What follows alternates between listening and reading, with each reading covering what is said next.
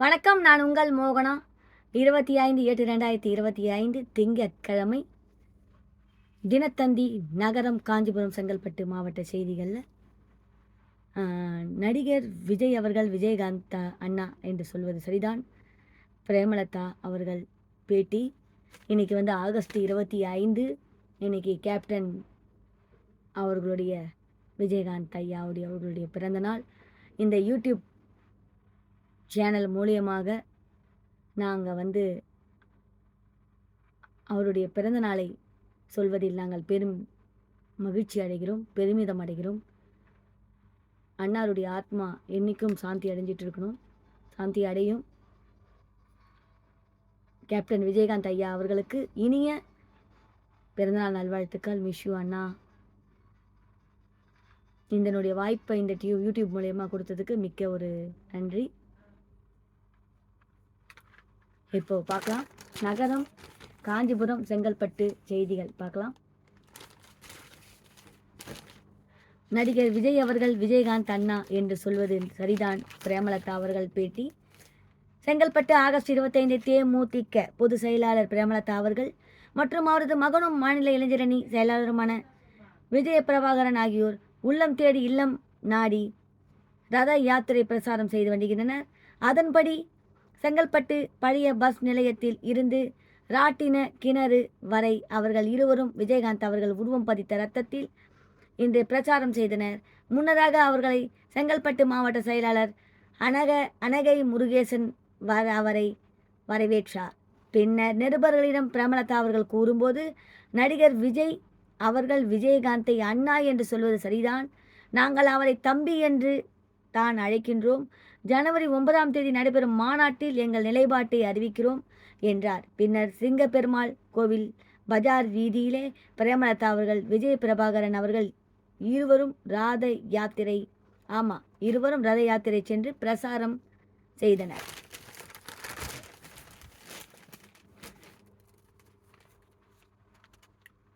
Chithamur August 25 ஊரக வளர்ச்சித்துறை அலுவலக சங்க மாவட்ட செயற்குழு கூட்டம்.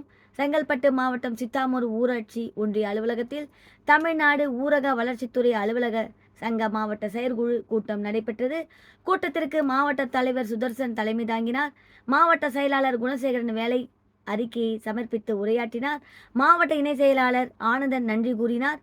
செங்கல்பட்டு மாவட்டம் ஊரக வளர்ச்சித்துறையில் களப்பணியாளர்களான வயர் வெல்ஸ் வாக்கி டாக்கி மூலம் பணி முன்னேற்றம் குறித்து ஆய்வு கூட்டம் நடத்துவதை கைவிட வேண்டும். அனைத்து பிரிவுகளையும் ஒருங்கிணைந்து மாதத்திற்கு ஒருமுறை ஆய்வுக் கூட்டம் நடத்த உரிய நடவடிக்கை மேற்கொள்ள வேண்டும். செங்கல்பட்டு மாவட்டம் ஊரக வளர்ச்சி அலகில் வட்டார வளர்ச்சி அலுவலர் முதல் ஊராட்சி செயலாளர் அலுவலர்களுக்கு குறித்த நேரத்தில் பதவி உயர்வு வழங்காமல் தொடர்ந்து காலதாமதம் ஆகிறது.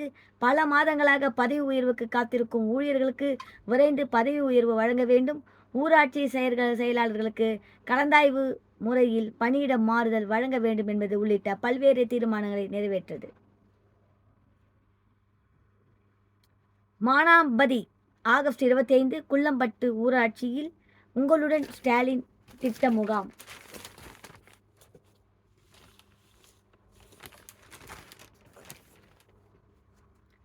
திருப்போரூர் ஒன்றியம் மானாம்பதி அடுத்த குன்னம்பட்டு ஊராட்சியில் தமிழக அரசின் உங்களுடன் ஸ்டாலின் சிறப்பு திட்ட முகாம் நடைபெற்றது. இதற்கு ஊராட்சி மன்ற தலைவர் விஜய் மோகன் தலைமை தாங்கினார். சிறப்பு அழைப்பாளராக திருப்போரூர் ஒன்றிய குழு துணைத் தலைவர் சத்யசேகர் கலந்து கொண்டு முகாமை குத்துவிளக்கேற்றி தொடங்கி வைத்தார். முகாமில் குள்ளப்பட்டு கரணை மானாம்பதி கிராம மக்கள் கலந்து கொண்டு வருவாய்த்துறை, ஊரக வளர்ச்சி, சமூக நலத்துறை உள்ளிட்ட பல்வேறு துறை அலுவலர்களிடம் தங்களது கோரிக்கையை மனுக்களை அளித்தனர். முகாமில் சுமார் 300க்கும் மேற்பட்ட மனுக்கள் பெறப்பட்டன. ஆத்ம குழு தலைவர் சேகர் உள்பட மன்ற பிரதிநிதிகள், வார்டு உறுப்பினர்கள் உள்ளிட்டோர் பலர் கலந்து கொண்டனர். அடுத்தது பார்க்கலாம். ஆலந்தூர் ஆகஸ்ட் 25 ஆந்திராவில் இருந்து சென்னைக்கு 15 கிலோ கஞ்சா கடத்தி வந்த 3 பேர் கைது. ஆலந்தூர் ஆகஸ்ட் 25 சென்னையை அடுத்த பள்ளிக்கரணை மற்றும் கௌரிவாக்கம் பகுதிகளில் கஞ்சா விற்கப்படுவதாக பள்ளிக்கரணை மதுவிலக்கு அமலாக்க பிரிவு போலீசாருக்கு ரகசிய தகவல் கிடைத்தது.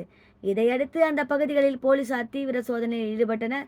அப்போது பள்ளிக்கரணை பகுதியில் ஆட்டோவில் 10 கிலோ கஞ்சாவுடன் வந்த கண்ணகி நகர் பகுதியைச் சேர்ந்த சரவணன் வயது 44 மற்றும் வேசர்பாடியைச் சேர்ந்த அமரேந்திரன் என்ற அமர் 24 ஆகியோரை கைது செய்தனர்.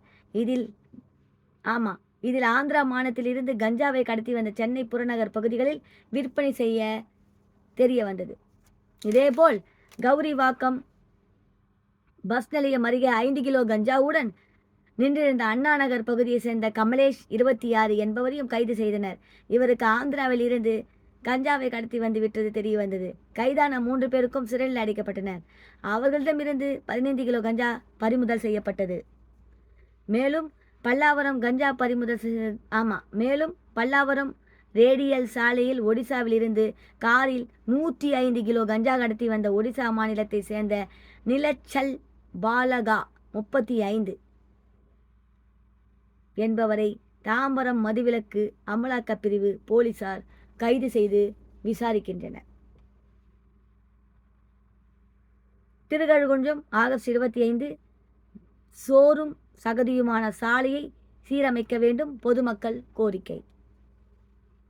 செங்கல்பட்டு மாவட்டம் திருக்கழுகுன்றம் அடுத்த கொத்திமங்கலம் ஊராட்சிக்கு உட்பட்ட வள்ளுவர் தெரு பகுதியில் 100க்கும் மேற்பட்ட குடும்பத்தினர் வசித்து வருகின்றனர். இந்த பகுதியில் உள்ள சாலை சேரும் சகதியமாக உள்ளதால் அந்த பகுதியில் செல்லக்கூடிய வாகனங்கள் மற்றும் மோட்டார் சைக்கிளில் செல்லக்கூடியவர்கள் சாலையில் உள்ள சேற்றில் சிக்கிக்கொண்டு மிகவும் சிரமப்படுகின்றனர். மேலும் வாகன ஓட்டிகள் அந்த சாலையில் நிலை தடுமாறி கீழே விழும் நிலையும் ஏற்படுகிறது. மேலும் பொதுமக்கள் அந்த பகுதியை கடக்க முடியாமல் மிகவும் சிரமப்படுவதாக தெரிவித்தனர். மேலும் மழை காலத்தில் அந்த சாலை மிகவும் மோசமான நிலையில் சேரும் சகதியமாக காணப்படுவதால் அந்த சாலையை விரைவில் சீரமைக்க கோரி அந்த பகுதி மக்கள் மாவட்ட நிர்வாகத்துக்கு கோரிக்கை விடுத்துள்ளனர்.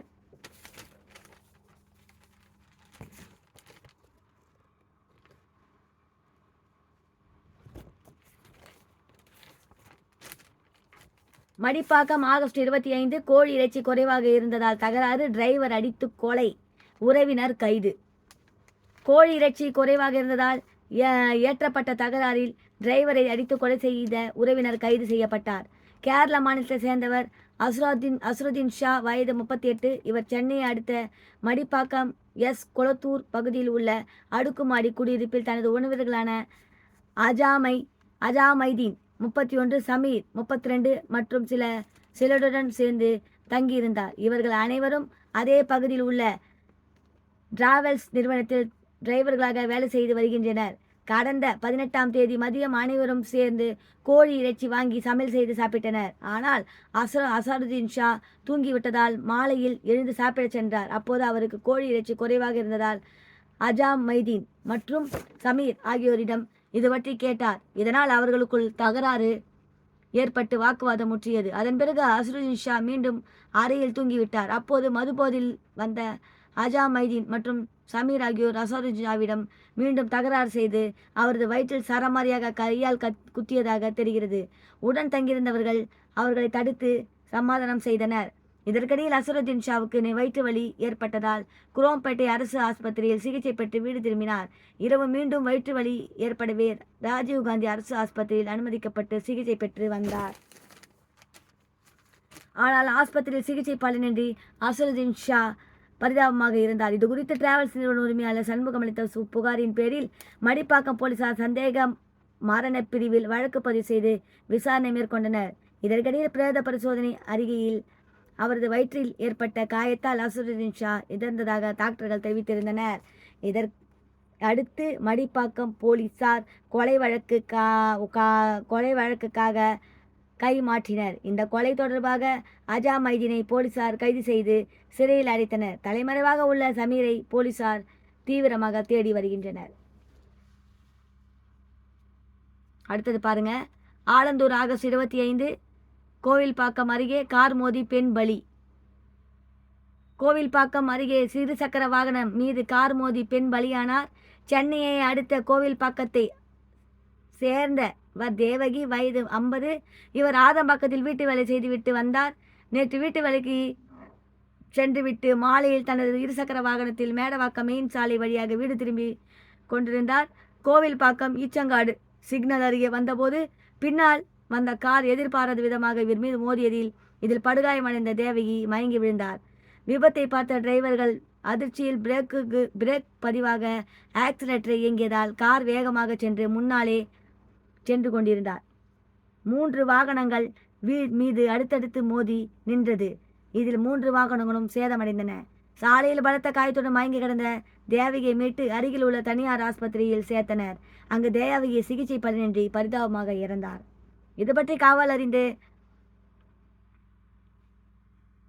பள்ளிக்கரணை போக்குவரத்து புலனாய்வு பிரிவு போலீஸ் இன்ஸ்பெக்டர் போலீஸ் நடவடிக்கை எடுத்து நடராஜ் மற்றும் போலீசார் பலியான தேவகி உடலை பிரேத பரிசோதனைக்காக குரோம்பேட்டை அரசு ஆஸ்பத்திரிக்கு அனுப்பி வைத்தார். மேலும் குறித்து தொடர்பாக வழக்கு பதிவு செய்த போலீசார் கார் டிரைவரான பள்ளிக்கரணை காமக்கோட்டி நகரை சேர்ந்த சங்கரன் 73 என்பவரை கைது செய்தனர். சங்கரன் தபால் துறையில் பணியாற்றி ஓய்வு பெற்றவர் ஆவார். இத்துடன் இந்த நகரம், காஞ்சிபுரம், செங்கல்பட்டு மாவட்ட செய்திகள் முடிவடைந்தது. மேலும் வேறொரு செய்தியுடன் நான் உங்களை சந்திக்கிறேன். அதுவரை உங்களிடமிருந்து விடைபெறுவது உங்கள் மோகனா. நன்றி, வணக்கம்.